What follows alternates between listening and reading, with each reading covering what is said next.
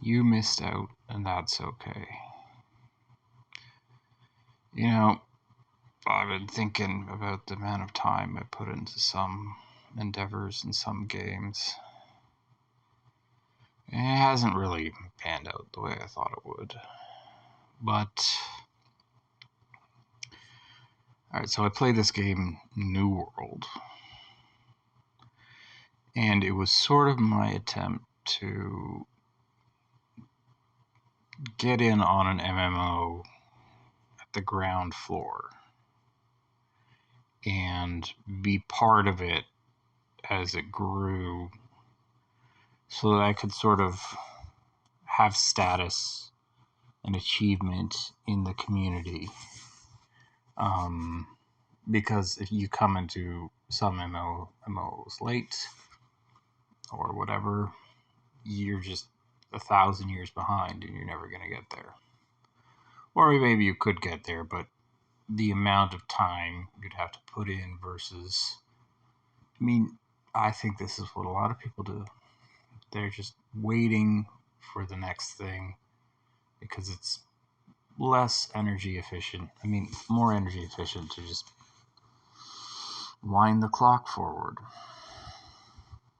I played a game, EverQuest, back in the day, and I never quite got what I wanted out of it.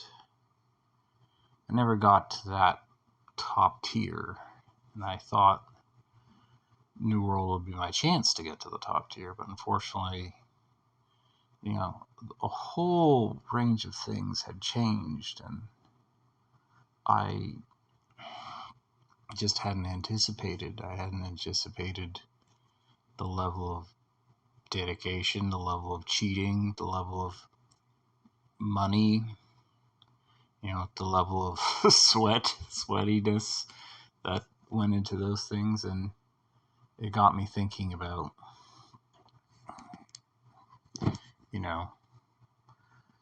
other things like that. I remember thinking, when this came to mind, I remember thinking about the epic failure of that 90s attempt to recreate Woodstock.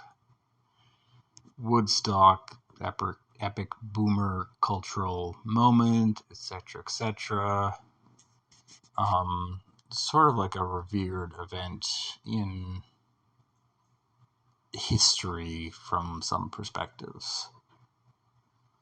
And, there's a bunch of Gen Xers, jaded Gen Xers, who didn't have anything like that. And they wanted to recreate that cultural moment. And they tried, and it was a fucking disaster. Because the situation and context around it, and even the people involved, it was just impossible. It was obviously a bad idea. But what made them want to have that thing? Everyone misses out. And it's fine. Because you're never going to be there at everything. You're never going to be there for every moment. And it's sort of it gives a value to a person that they can say that they were there at that particular time, at that particular moment, as they actually experienced it. There's all this talk about lived experiences and my personal truth. And that's obviously overblown, but person's personal experience is one of the things that cannot be replicated, at least not at the moment. And even if it can be, it cannot be replicated in a true way. There will never be another person. There will never be another Woodstock. It happened and you weren't there, and that's something that some people have that you will never have, And that's great because you're going to have things that they're never going to have. Hopefully. And each successive generation of people will have its good things and its bad things. And they'll have things the previous generation didn't have, and they'll miss out on things the previous generation had. Now, it would be nice if we could have some of the things that are not necessarily time-bound cultural moments, such as fucking not as high inflation, better income opportunities, and cheaper housing, as well as border control. But, those are things that are not bound to particular contexts.